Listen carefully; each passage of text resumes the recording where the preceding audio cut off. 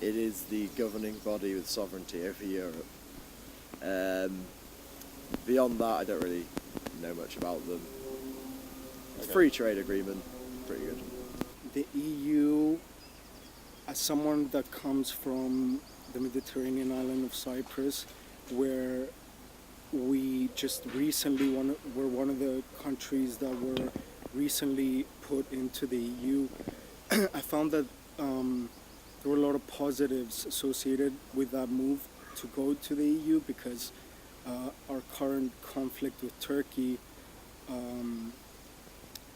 they managed to help us financially and back us up in some matters, but at the same time, I don't feel like the EU necessarily looks out for the EU, and I think that countries in the EU independently look out for themselves.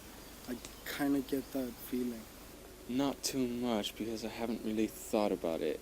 Grew up in the EU, and the only time I really started thinking about it was when I started applying to universities in the UK, because I had an Icelandic passport, and so I got a Luxembourgish passport so that I could pay home fees or EU fees rather than international fees.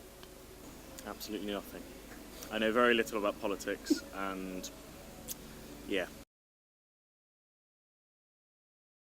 I'm 20 and probably yes. I'm 24 years old and I will not be voting. I'm 23 and I don't think I'll be voting. I'm 19 years old and probably not. Because I believe in voting in democracy and voting for who you want in Parliament. First of all, I didn't even know, to be honest with you, that there were elections, but I am just against most political parties. I don't believe in the system. I think there's a lot of things that need to change. So I don't want to participate in something that might, I don't want to have anything on my conscience. And I've never even voted in Cyprus either. So. I don't know if my vote would be put to the right person.